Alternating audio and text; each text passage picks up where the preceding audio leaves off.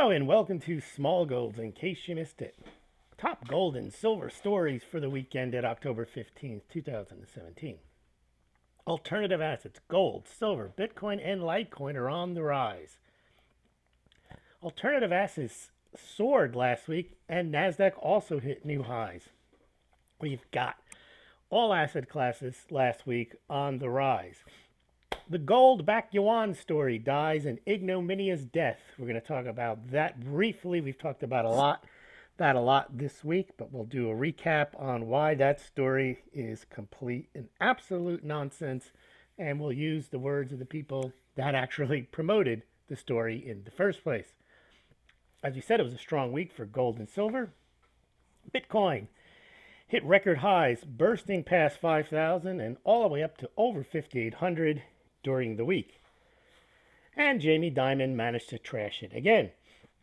Although this time his trashing had little impact on the price. In fact, it had no impact on the price in a negative way. Litecoin came back to life after sitting at $50 or around $50 for a few weeks. It got as high as about $69 during the week. Chinese leaders begin their central planning meeting amid growing debt fears. We're going to cover a few Chinese stories. And Trump guts Obamacare. I'll talk briefly about that. And also at the very bottom of this YouTube, Smaulgld was on X22 Report, Spotlight, talking about China and also briefly the gold-backed yuan story as well as cryptocurrencies.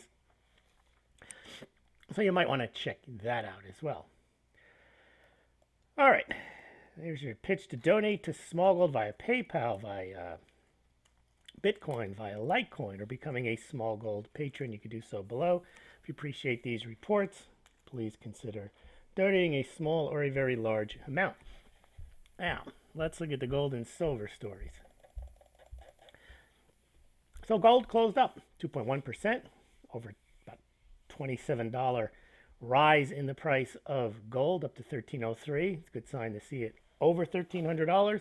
And silver finally turned in a better week than gold, rising 3.6%.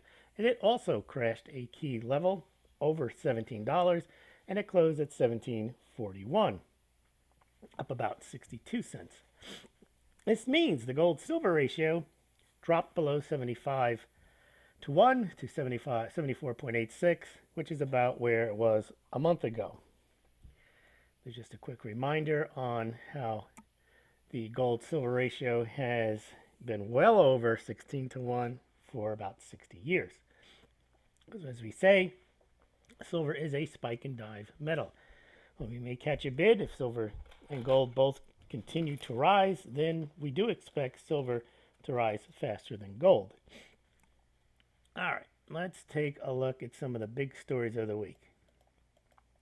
This is just a point about Bitcoin. When people say it's digital gold, it's not. And the problem I have is when you criticize Bitcoin, Bitcoiners get very upset because to them, everything is Bitcoin. Just like with the gold people. 2 plus 2 equals gold. 2 plus 2 equals Bitcoin for a Bitcoiner. You can't say anything negative about Bitcoin or gold without people getting mad, calling you a shill, whatever it is. Bitcoin is not digital gold. There's a reason. Bitcoin, gold, depends on nothing. Once it's pulled out of the ground, gold is there. Once it's mined and minted, it is an immutable store of wealth. End of story. Doesn't require anything to give it further value. Bitcoin, on the other hand, requires an entire apparatus, an entire network, requires hardware, requires a network, requires electricity, requires internet. Well, that's more like a company. It requires innovation. It can fork. Gold doesn't need any of that. It doesn't fork. It always stays the same.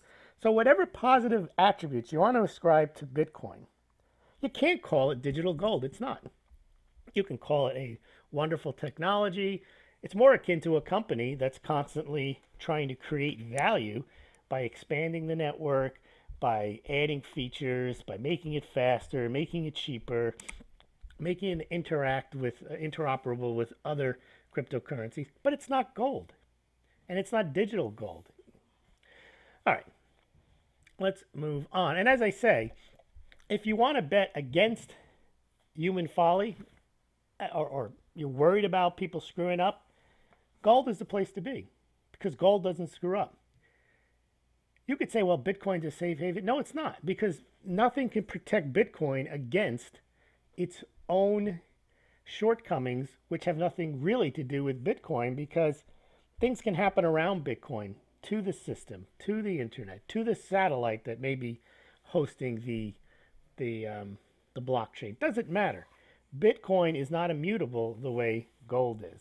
But the positive side is Bitcoin can actually have far more upside than gold because things can happen to it that are positive. Human intervention can make Bitcoin more valuable, whereas there's really not much humans can do to make gold any better because it's already as good as it's going to get. It's been the same for thousands, if not millions of years. Okay, let's move on. As is a theme of mine, the gold people are constantly harping on about how wonderful China is, and China's going to crash the dollar. They got gold. And as I pointed out on the X22 report, and I didn't get into the numbers, but China's got gold. It protects them. No, it doesn't. The amount of gold that China would need to protect itself is not like an individual. So if, let's say, you've got a $10,000 portfolio, $2,000 is in gold, so you got 20%. And let's say your portfolio, the rest of it is $8,000, and let's say it drops 50%. Well, now you're down to $4,000, but because of the drop, your gold rises by 3. So your gold portfolio is worth $2,000, goes up by 3, makes it worth $6,000. You take the 6 and the 4, and you're back to $10,000. In that example, gold is operated as a very nice hedge. You've lost 50% of your portfolio outside of gold, but you manage a 3x gain, and you're back to normal. China doesn't have that kind of gold. I don't care how much gold they have. They have a balance sheet, $4 trillion. Right now, the gold on the People's Bank of China's balance sheet is 1,800 tons. That's worth $76 billion. That's hardly any value whatsoever. You could say, well, they have 10,000 tons. Fine, that's worth $400 billion. That's still not that much. You can triple the price of that. It's $1.3 trillion. That still doesn't help you. So, China would have to have 20,000 tons, and the price would have to be 10 times the price. And you see, that's what the gold bugs want. They just say, well, that's going to happen. Well, for the gold price to rise tenfold, you're talking about that's what they say, a $13,000, $14,000 gold. But even then, that doesn't help. That doesn't even save China. China has so much debt. And right now, as we'll see, as we go through the stories, the way they're going to try to get out of their debt problem, they're going to print more. They're going to go further into debt. So whatever number they chase, it's going to get bigger and bigger and bigger, just like the United States. The deficit gets bigger and bigger. The unfunded liabilities get bigger and bigger. People ignore the entire Chinese debt monster when talking about China. All they do is point at the United States has a lot of debt. Sure, it does. My point that I made on the X22 report was every country, EU, Japan, and China is leading the charge in this, has fueled growth or just funded their entitlements or military with debt. It's an entire debt bubble, and it's led by China. And no amount of gold can really fix it. Again, unless the gold price goes, $30,000, $50,000 an ounce. Now you're talking beyond the reset. You're talking about a total disaster, which, okay, that's possible. But I don't think it's in any of the country's interests to promote $50,000 gold. All right. Well, here's the thing about this gold-backed yuan story. This is early in the week. I made this point. The alternative media has done a good job, and they have examined the Las Vegas shooting in so many different angles. But when this gold-backed yuan story came out, no one looked at it. No one looked. Everybody just accepted it. Yes, it's going to happen. And as I've pointed out during the week, there's so many holes in that story, more than Swiss cheese. And even the promoters of the story have backed away from even saying anything about backing, anything about convertible. The story now is, oh, well, the oil producers will take the yuan and buy gold with it. That doesn't mean anything. So you get money, you get paid in dollars, and you go and buy gold with it. That doesn't make your paycheck gold backed. The whole thing is ridiculous, but it was an obvious, and we'll get to the very last story we cover. Coase Jansen covered this, and basically he was interviewed for the same Asian Nikkei review story that touted the gold back yuan. He told them it was a bunch of nonsense, and of course he didn't get a quote in the story, but he also went through, and I'll leave a link to his analysis about why the story is complete, as they say in England, bollocks. Now, during the week, Trump decided he was going to, he's going to try to end Obamacare because Congress won't. That sounds just like Obama when he said, I got a pen and I've got a phone. And this is disturbing for both presidents, that they both believe that if Congress doesn't act, they will. The way the government is set up, the United States government, Democratic Constitutional Republic, is not so that the president can act in lieu of Congress. If Congress doesn't act, there's a reason for it. Either they're inept or they don't want to. But there's no clause that says if Congress doesn't act, well, the people elected the president to do something, so he can just go and change whatever he wants. Now, what's interesting is what Trump changed was something that Obama had done, what he never should have done. He took money out of the Treasury and gave it to the insurers as a subsidy to make sure that they wouldn't lose money and they would support Obamacare. Totally unconstitutional. Why? Because money is supposed to be expropriated by Congress, not from the U.S. Treasury at the direction of the president. So by Trump writing that off as executive order, that's probably not much of an overreach. But he's also made he's just changed the way that the insurance can be bought, can buy it across state lines. So basically, he's also decided he thinks he can legislate, not from the bench as he accused the Supreme Court from, but legislating from the bully pulpit. That's a Freudian slip there. Puppet. Okay. Here's a story here. India is always an interesting gold story because they're constantly fighting with their government as to how much gold they can import. And of course, there's so many different ways of smuggling gold into India, and it's a big business. But here's one they could do it legally. There's some arrangement where from Indonesia they can get legally they can get the gold in cheaper. Here we go. China on the move. They'll have no problem meeting their 2017 growth target, and they may even beat it. Don't worry. You just borrow more money. And, this is a Ponzi scheme. But as I mentioned, with Ponzi schemes is private Ponzi schemes run into trouble because they can't find new money. The problem with these government-run Ponzi schemes is they can go on a lot longer. This Chinese Ponzi scheme can continue going on because they can always find the money to fund, or they can forgive debt, or they can issue more debt.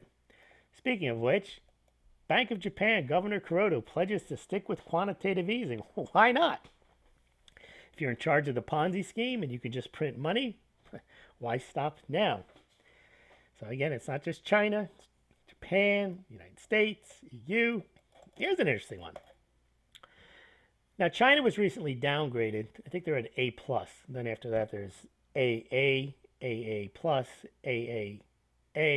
But the highest rating is, there's only a few countries that have it. And the United States is not one of them. It's Bank of Canada, I think Sweden, a couple other countries. Interesting about the Bank of Canada, they're deemed to be so creditworthy, but they have sold off all their gold. They have no gold whatsoever. But they have that sovereign debt rating of AAA. More on Bitcoin. See, Bitcoin is becoming more, I wouldn't say ubiquitous, it's definitely becoming more widely known, more widely spread, more places to buy it. Coinbase just passed 11 million users. It's not some fringe thing anymore, and that's why I've stopped ignoring it, and I start analyzing it and paying attention to it, because it's not going, as far as I can see. I thought 4 years ago it was just going to go away. When it went to 1,000, it dropped down. I thought people would lose interest. The amount of human capital and interest in cryptocurrencies right now is a big deal. And yeah, there'll be a lot of ICOs that go bust. But the cryptocurrencies, at least a couple of them, I think, will maintain large infrastructures. They'll have ecosystems. People will be making hardware wallets. There'll be all types of innovations around cryptocurrencies, and the big banks eventually will be involved in it. All right, so during the week, there was a guy named John Hardy, he's a Saxo Bank analyst, and he was citing chapter and verse from the Nikkei Asian Review article about how China had announced some gold-backed yuan and they were going to convert it on the Shanghai Gold Exchange. And I asked him where he got that from, and he got it from the article. He didn't do any research. And again, China didn't announce anything. There was an article that got republished in many places, but there is no announcement. There has been no announcement. And he realized that, and he wrote back to myself and Coase Jansen and said, yeah, I'll have to rework that, because basically there has not been any announcement of any gold-backed yuan or even gold convertibility on the Shanghai Gold Exchange. And even the people who originally promoted that story are saying that's true. But the real story is they're going to take the yuan and go buy gold. That's not a real story. Everyone today who's getting dollars, getting yuan, getting whatever currency they're getting, doesn't equate to more gold demand. Just because more people have more money, or they have a different kind of money or currency, whatever you want to call it, and they go and buy gold with it, that's not a change in the game at all. And JP Morgan comes out and, they think that maybe there's money to be made in Bitcoin. Maybe they want to get involved in it. So they all do want to get involved. Anytime I think from now on that JP Morgan talks smack about Bitcoin, he just wants to lower the price and slow down the price rise so that he and his people can get more of it, because there's no way they're going to stop this now. Not because they can't. They could try, and they could make a big deal out of it. Yeah, and they could throw everyone in jail. But it's so improbable that, because there's too much money to be made. There's too much taxes to be gained if they can just co-opt part of it. And a lot of people, it can't be stopped, it can't be co-opted. Sure it can. You put these things on exchanges. Oh, we can go off the exchange, but not everyone will. Some people will just be perfectly happy to buy cryptocurrencies on Fidelity, on Schwab, just the way they buy everything else, get their form and just pay tax on it. They don't care. You see, the strain of people that wants to destroy central banks is small. The people that aren't paying attention, that just want to make money, and the banks know this, if they can co-opt cryptocurrencies, get people to spend them through the banking system, through Visa cards, that's where I see this heading, because an all-out war on cryptocurrencies, no one wins. They just lose a lot of money, and they destroy a burgeoning technology, so it doesn't get the amount of attention and innovation that it otherwise would. So I actually think that they are going to embrace it, and, there may be some money that gets lost in taxes and some money that, but that, as long as they get the lion's share of it, and they get the trading, and they get the derivatives, and they get the ETFs, that's where I see cryptocurrencies headed. Yeah, Fidelity Investment, they're mining Bitcoin and Ethereum. They're not. Why are they doing? Ask Jamie Dimon. Because they know this is going to be big money. They're testing it. They don't want to be left out. Fidelity Investments they were accepting Bitcoin in their cafeteria. Why? Because they want to know how it works. Fidelity Investments has a little technological fix where you can upload, or you can see your Coinbase account when you're on your Fidelity account. They're not looking to get rid of this. They're looking to see how they can integrate it. I wouldn't be surprised if Fidelity buys Coinbase or sets up its own cryptocurrency trading within a year or so. There's too much money in it already, and they're missing it. The big banks want in. Now, while we're dealing with this fake news, gold-backed, gold convertible yuan, there's another story on CNBC. Some guy named Carl Weinberg of a two-person firm, he's got an opinion that, what does he say? That China's going to force Saudi Arabia to accept the yuan.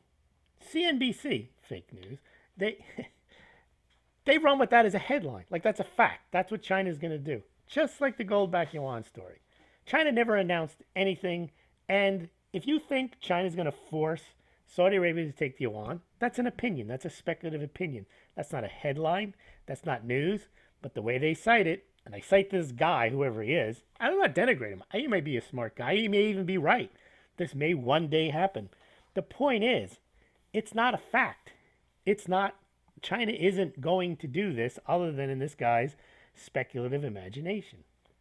That's the main problem I have with the alternative financial media. They want to believe anything that's positive with gold, and I'll extend that to Bitcoin.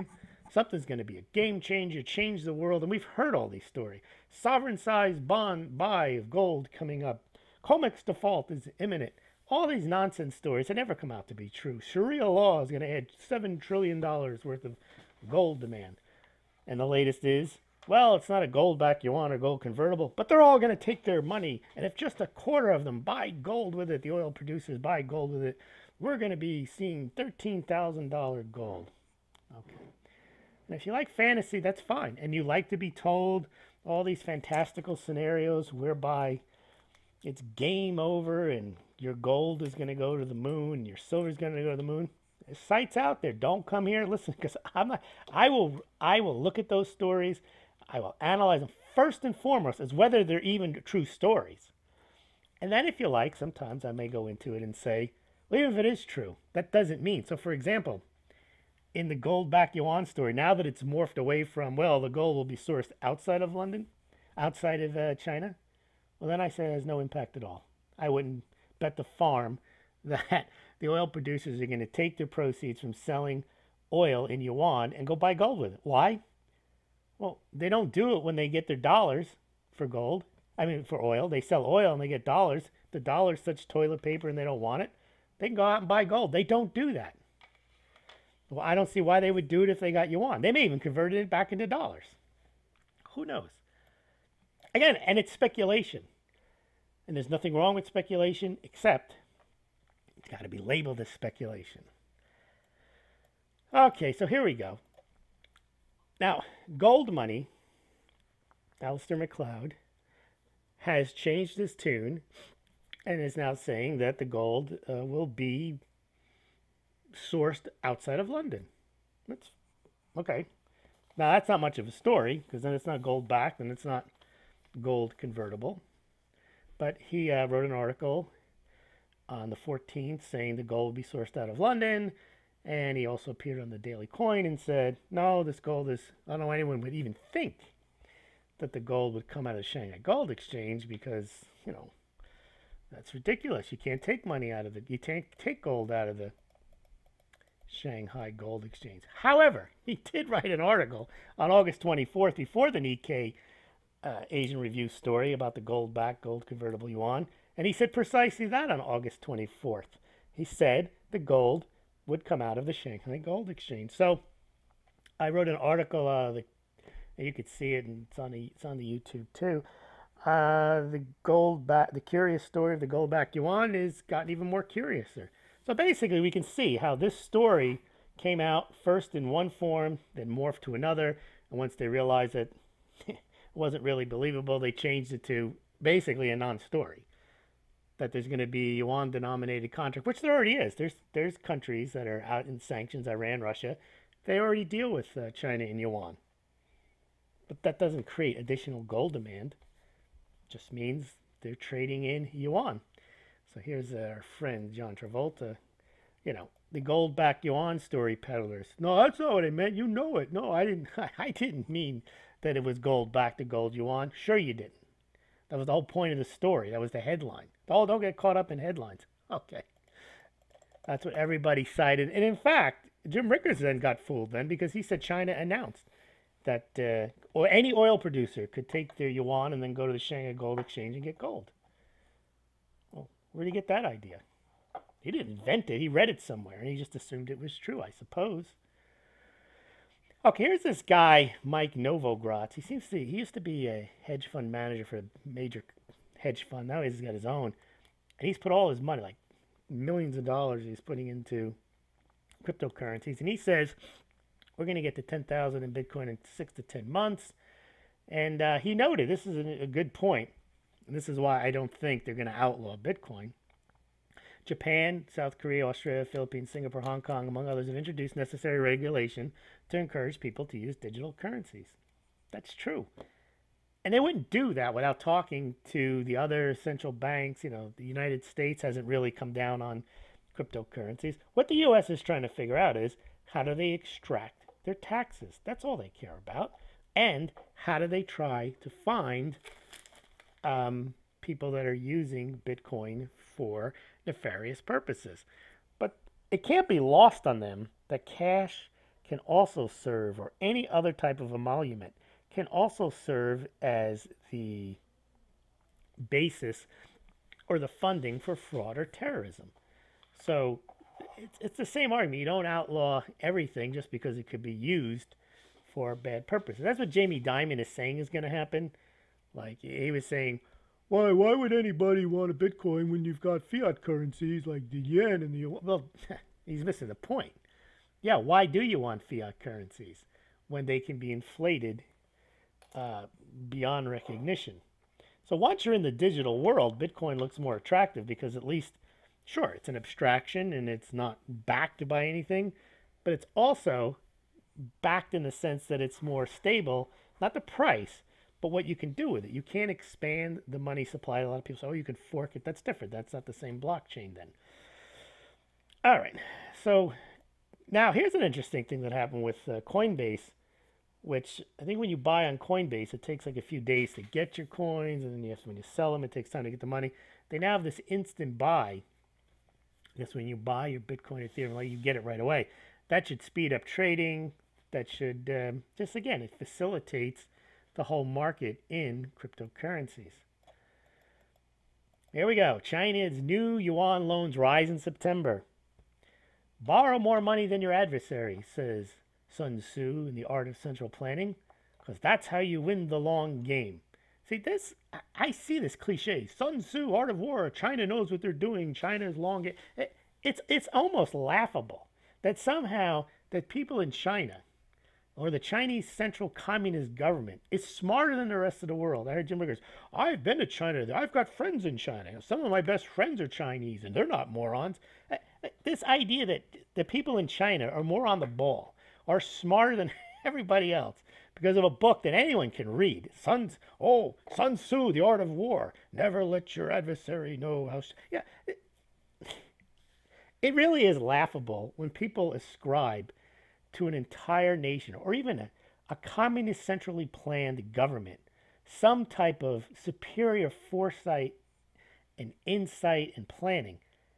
It's ridiculous. All they're doing is borrowing a lot of money. They're not playing the long game. They're trying to figure out how to get through next week without a riot happening. That's my view. Now you may think, yeah, okay. That's like saying Italy's going to take over the world. Did you read Machiavelli's The Prince? See, because they're clever people. They'll outsmart you. Every Italian is smart. So Italy's going to take over the world. Machiavelli. Now, anytime someone says Sun Tzu, The Art of War, as if that, what the other one is, the Economist cover. That means there's going to be a new world currency in 2018 because it was on the Economist cover. There's a thing in Latin called res ipsa loquitur, which means the thing stands for itself. Yeah, things stand for themselves when they require no explanation. A magazine cover requires a lot of explanation to get you to there'll be a global currency in 2018. And just slapping down a quote from Sun Tzu, Art of War, doesn't mean China's destined to do anything. Doesn't mean that China's going to do a gold-backed yuan. Oh, but you see, they would never tell you they were going to. Art of War, Sun Tzu. Oh, my goodness. Here's a little joke here. Wars have been fought over spice. New worlds discovered because of spice. Spice is money. Everything else is just salt. J.P. Horgan. All right. Well, here we go. During the week, I found this out, that when they changed the story of the gold-backed yuan from being not coming from the Shanghai Gold Exchange, but being sourced outside of China, that's when I found the Gold Money article that was released prior to the Asian Nikkei Review story that said precisely the opposite, that the gold would come from Shanghai Gold Exchange. It wasn't until Coase Jansen's correspondence with Rory Hall at the Daily Coin was published that highlighted that you can't get the gold out of the Shanghai Gold Exchange because they don't allow it to be exported, that the story changed from the gold would be sourced from outside of China. And then Alistair McLeod was interviewed on the Daily Coin. He said, "Oh, where would anyone get that idea? No, no, no, no. This gold it's going to come from outside China." Well, he'd written an article just a month or so ago that said that the gold would come from the Shanghai Gold Exchange. So you can see how the story just changes and changes. And to me, it's just another one of these hype stories, pump stories, get people excited. And then when they realize, well, it's not that story, don't worry about that, but here's the real story. And then you look at the real story and you say, that's not a story. That's nice, but it's nice to know that oil producers will take you on, but it doesn't translate into $13,000 gold. Oh, but King World News says it does. I got that on Twitter today. I should talk to somebody there. Like, I'm going to be educated. Alert, alert, shock the world, rock the global markets. I'm going to learn something from hype. Every headline that the game is over and this is going to shock the world and rock the global markets and gold 13,000. How much of that can you take? I guess if you're addicted to it, you need to read it every month. But I've seen enough. None of those predictions come true. They're all trotted out there as the end of the world, and nothing happens. Here, Litecoin royals global market with another $3 gain. What does $63 Litecoin mean? Analysts say game changer. Well, that's obviously nonsense. I don't know why when I say it's obviously nonsense, because I mean it is nonsense, why people actually believe the nonsense that comes out of some of these alternative financial media headlines. They swear by them, and they're proven wrong, and they still swear by them. Now here's Trump bragging. I predicted this, just when he got elected, that if the stock market ever crashed, and I was saying that his enemies, most of them run these big companies, a lot of Silicon Valley, a lot of Wall Street type companies, and that if the market crashed, he would say the stock market is not the real economy, and that the real economy is all the stuff he's done with the manufacturing. I don't know if that's actually played out, but that's not the point. Here he's saying health insurance stocks, which have gone through the roof during the Obamacare years, plunged yesterday after I ended the Dems' windfall. Basically, with an executive order, he gets rid of the subsidies and the healthcare stocks fall.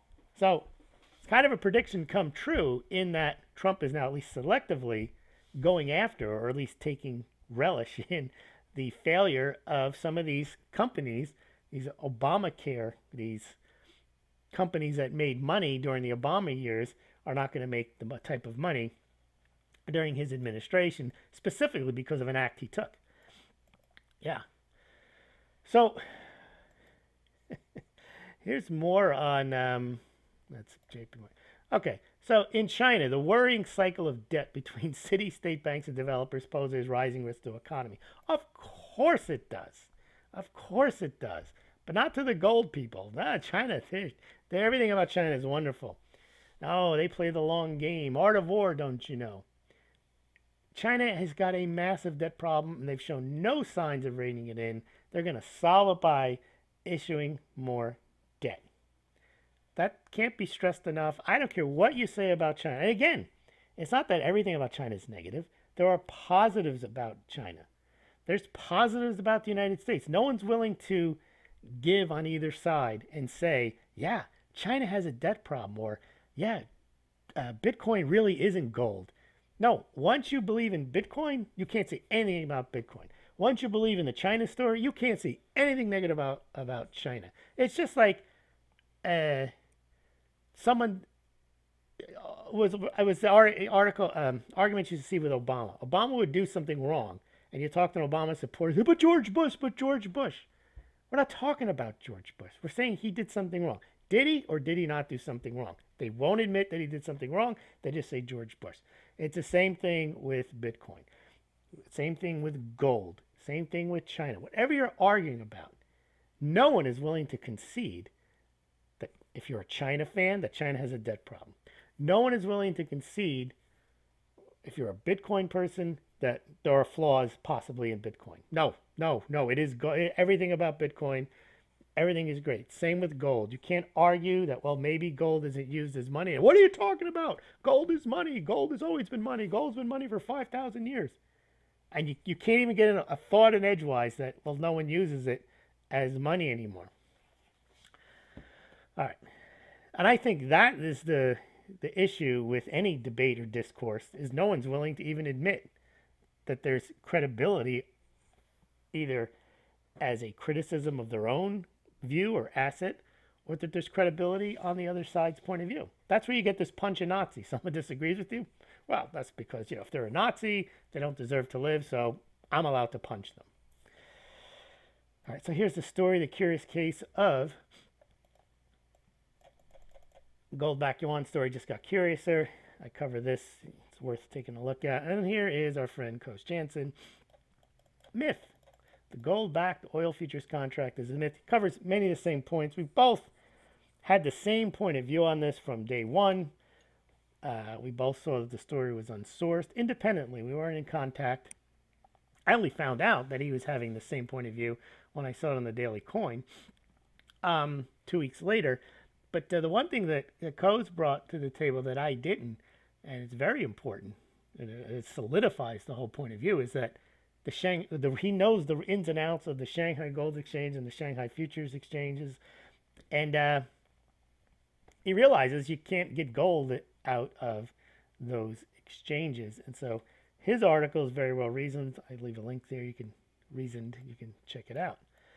All right, the rest of the stories during the week. Continued poor sales at the U.S. Mint, worst September month ever for gold buffalo sales, which will make this year's gold buffalo sales. It only sold about 78,000. Unless they sell another 30, 40,000, it'll be the lowest mintage. So if people are collecting key dates, almost definitely 2017 will be a key date for gold buffaloes. Okay, the rest of the stories are what Smaulgld produced during the week, so you can easily see the links. Here comes the gold-backed yuan without the gold. You can check out that story. Some Fed chatter. Here is an interview with me with Rory Hall, the Daily Coin, going through the U.S. and Perth Mint sales numbers for the month of September. There's some stories here. De-dollarization. China establishes yuan ruble payment system. So that's a story. That's real. People point to this and they say, see? And I say, see what? See what? I see it. Yes, no one's denying that the yuan and the ruble are being used in international transactions. What I'm denying is that there's no gold connection in the yuan payments for oil. Sure, I've reported on it. Russia sends gold to China. They have an agreement. Russian banks send gold to China. No one's denying it. But the story that China is going to force Saudi Arabia to take yuan, that's not a story. That's speculation. The idea that any oil producer is going to be able to come to China, take the yuan, and get gold on the Shanghai Gold Exchange, that's just an invention. So when someone points to this, I do cover de-dollarization. I cover it where it is based on either sourced or it's just a fact. And so no one's denying that there's going to be payments between Iran, Russia, and China outside of the dollar. Yes, it's something to keep an eye on. Same with Venezuela. It's got nothing to do with adding that gold element. Central Bank of Kazakhstan gold reserves topped Spain's in August. Here's, you want to see it, go to the website. There's Jamie Dimon says, stupid Bitcoin investors will pay the price. Now, the reason that's stupid is because for 3 or 4 years, stupid Bitcoin investors have been making a fortune. So even if they lose all their money now, they haven't lost anything. Yeah, maybe somebody who buys today, maybe, they might lose all their money. But he's making it sound like anyone who's ever been involved with Bitcoin is a moron. No. They may not be smart. And just because you make money doesn't mean you're smart. But also, just because you lose money doesn't make you a moron. And I think, I don't know what happened to his arm here. This wasn't, I don't even want to speculate what happened to him here. And I don't think they asked him about it. But anyway, you can click on there and listen to Jamie Dimon's word. Here's a guy who runs a company that's paid $40 billion, $40 billion, which is like 3 times the size of the annual global mining production of silver, and to settle charges. How do you run a company and have to pay those kind of fines and still stay in business? Well, obviously he's making a lot more than the company's pulling a lot more money, because that didn't seem to slow them down one bit. Here's some financial data. I'm not going to go through it. You can see that on the site. And I believe there's the curious case of the gold-backed yuan story. And here is your link to yours truly on the X22 report. So please remember to sign up for Smaulgld. Oh, and also, please, I don't really care. I don't think it really matters to you either. So just click the subscribe button. The reason it matters is that maybe it doesn't, but some people seem to think that the number of subscribers you have validates what you're saying, which it doesn't at all. I actually think a lot of Smaulgld people, people who follow my channel, they don't subscribe because they're like, well, I come here and I look at it. Why do I have to hit a button? But it does help, I think, because for some people who may find what's on the site interesting, may bypass this. This guy's got 2,400 subscribers. Probably doesn't know what he's talking about. There are people who believe that. They believe that if you've got a lot of subscribers, that somehow what you're saying is more valid than if you have fewer subscribers. In fact, just appearing on X22 or SGT report, that supposedly makes what I'm saying more valid. It doesn't. It just gives you a wider audience. Anyway, let me know what you think about that, because I have not tried to increase the subscriber base. I don't constantly harp on number of subscribers. I do ask for money, though. I think that's more important. So if you don't want to subscribe and you just want to send money, I'm all for that. Thanks very much for listening.